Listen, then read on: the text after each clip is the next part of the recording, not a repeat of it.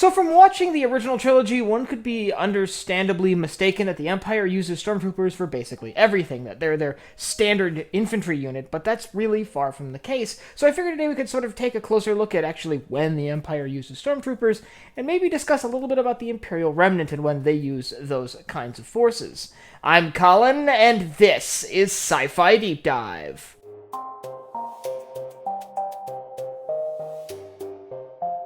Remember, if you enjoyed this video, to head down below and hit that subscribe button. So, the Stormtroopers are the most iconic infantry within the Imperial military. They make up the core of the Stormtrooper Corps and can be seen from the defense of the Death Star to the Battle of Endor. All across the Empire, especially in the original trilogy, they are the face of the Imperial military, but how common are they actually? Well, they're actually not technically the standard infantry of the Galactic Empire. We see the Empire more commonly deploy things like the Imperial Army, which we see battling on Mimban or defending the vaults on Aldhani. In fact, we see during the Showdown on Ferrix, an event that I'll reference a lot during this video, that the Imperial Army seem to be sort of the first line of defense, and the Stormtroopers are more like the heavier backup. So let's talk about exactly when the Empire would use Stormtroopers, because they definitely were used. Now, the Stormtroopers themselves represented sort of an elite strike unit. They are generally considered to be better trained and equipped than Imperial Army soldiers, and are considered a more elite force, and as such, they were usually sort of the backup waiting behind the Imperial infantry of the Imperial Army to step in when the Imperial Army needed help. This is exactly what we see on Ferrix. When the Imperial Army couldn't handle the situation, they called in Stormtroopers, who were deadly precise and very effective at putting down the rebellion on Ferrix, ultimately becoming the sort of last-ditch big guns the Empire could bring to a fight. However, we see them a lot during the original trilogy, which brings in the other point for when Stormtroopers were used. Stormtroopers, well, they did occasionally work their way into regular patrols, particularly at locations that were very crucial to Imperial operations, like major spaceports, especially on worlds that would have large shipyards like, say, Corellia.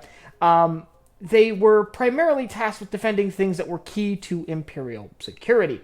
So, the defense of things like the Death Star or important military installations. The forces garrisoned on board Star Destroyers, for example, were often Stormtroopers, as they were more adept at fighting in close quarters.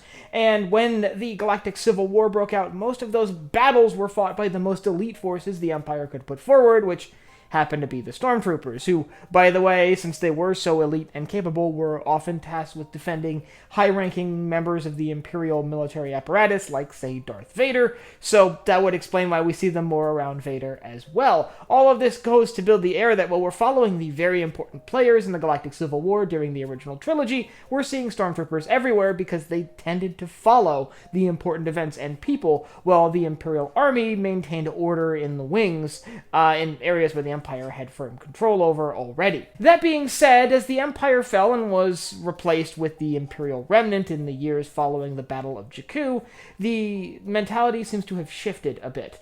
As the Imperial Army sort of merged together with the Stormtrooper Corps within the loose formations of the Imperial Remnant, Imperial Stormtroopers found themselves pressed into more and more combat situations, where every battle was the most important battle for their organization, as opposed to the Empire being able to pick and choose where they sent their most elite troopers. And the Stormtroopers did come with several big advantages. Not only was their training better than those of Imperial Army soldiers, but their faces were not visible to those they were interacting with. Their faces were hidden behind their helmets, which gives them an air of almost a lack of humanity. This is something that there's been experiments run in real life about, where if you can sort of put a barrier between someone in a position of authority and the people they have authority over, they act less human.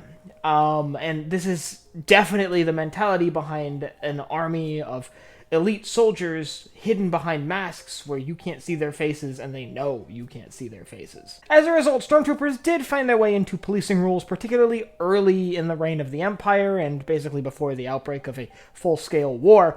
They were seen patrolling the streets of planets that were more important to the Empire, and some examples that kind of straddle this line are things like Lothal, where, well, Lothal was not Coruscant or Corellia, it was still a significant manufacturing hub and was probably in the pipeline to be the site of a large Imperial factory long before Thrawn started his TIE Defender program there. As such, it makes sense that there is a larger presence of Imperial troops there, and even then, it's likely that there were Imperial Army soldiers there as well, we just didn't see them. Whereas when you look at sites that are not necessarily considered hyper-crucial and generally considered to be relatively safe, you do see a higher number of Imperial Army soldiers there. Sites like the Aldani Vaults and the Streets of Ferrix, a world that serves no real strategic importance to the Empire whatsoever, and as such would not warrant the use of a much larger force for regular patrol duties. But still, there are a lot of differences between the Imperial Army and the Stormtrooper Corps. They are two vastly different organizations that fill different roles.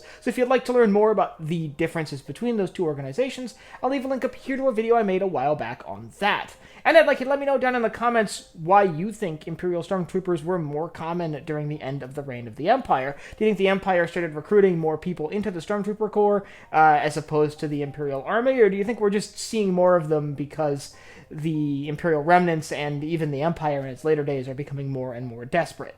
And if you have anything else you want to see me cover in Star Wars or anywhere else in science fiction, you can let me know down below in the comments. Last but not least, if you enjoyed this video, head down below, hit the like button, the subscribe button, and the bell icon to get notified when I upload new videos. So for Sci-Fi Deep Dive, I'm Colin, and I will see you next time.